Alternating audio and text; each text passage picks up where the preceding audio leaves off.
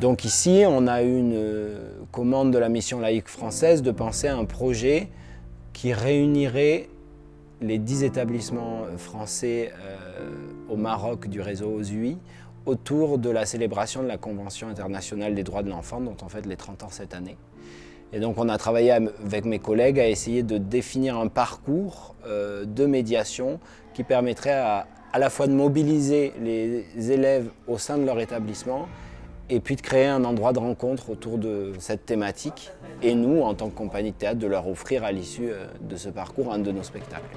Je crois qu'une des spécificités, une des forces de la compagnie, c'est la diversité de ses membres. Il y a des gens qui sont plutôt comédiens, des gens qui sont plutôt médiateurs, des gens qui sont plutôt marionnettistes, des gens qui sont plutôt musiciens. On a aussi un illustrateur de BD.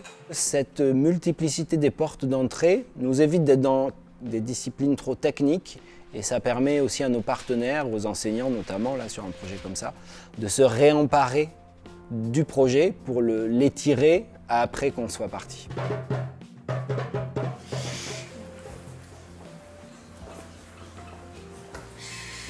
Donc, la première partie du projet, ça a été d'étudier les droits de l'enfant en général, le cadre général des droits de l'enfant. Pourquoi cette année était une année importante, pourquoi ces droits avaient été ratifiés, quels étaient ces droits. Et puis ensuite, on a étudié des photographies d'enfants qui illustraient un respect ou un non-respect des principaux droits. Et cette phase était intéressante parce qu'ils étaient obligés d'expliquer qui permettait que ces droits soient respectés et de faire aussi des propositions dans le cas où ces droits n'étaient pas respectés, qu'est-ce qu'il faudrait pour améliorer la situation. Ils se sont très vite rendus compte qu'eux, ils vivaient dans une situation privilégiée, mais qu'ils avaient un rôle d'ambassadeur, qu'ils avaient un rôle de défenseur. Et du coup, la chorégraphie mimée qu'ils ont préparée avec Aurélie leur a permis d'exprimer des choses aussi autrement qu'avec la parole et de se grandir là-dedans. Ma partie à moi, c'est la partie graphique, bande dessinée.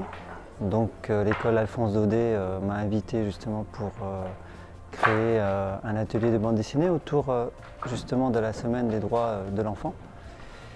Et ensemble, on a essayé de construire une histoire autour d'un sujet qu'ils ont choisi. C'est être aimé et être respecté. Donc ensemble, on a essayé de traduire leur récit en bande dessinée. La bande dessinée, c'est une manière aussi ludique de transmettre des messages forts.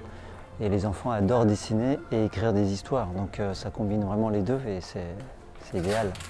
Nous, on a travaillé sur les droits des égalités garçons-filles. On a préparé en quelque sorte 2 actions.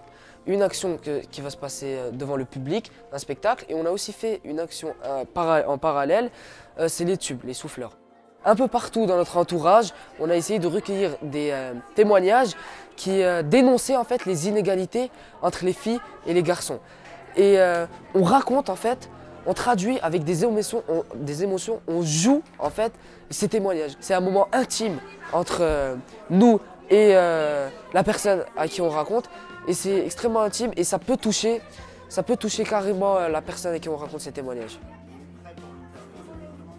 La web radio a trouvé une place tout à fait justifiée dans cet événement en développant une émission spéciale, l'émission CIDE, qui réunit là aussi 2 écoles du réseau. Nous essayons de transmettre au sein de cette émission l'ensemble des valeurs qui sont celles aussi de la mission laïque française. Donc le mélange des cultures, le mélange des langues, ça met les élèves dans des situations de réalité, dans des sujets concrets. Donc au cœur de ce que la pédagogie de nos écoles d'ailleurs revendique et cherche à mettre en valeur et en œuvre le plus souvent possible. La web radio, ça pourrait aider pour la communication sur les droits de l'enfant pour toucher un maximum de personnes. Parce que pour moi, les droits de l'enfant, à part les personnes qui sont touchées par ça et qui ont des problèmes, si on ne communique pas dessus, les autres personnes, elles peuvent pas, elles n'en ont aucune idée si elles ne vont pas sur place. Et la web radio, ça pourrait être sensibiliser les gens à ce problème, à les confronter, à les mettre à la place des enfants qui ont des problèmes.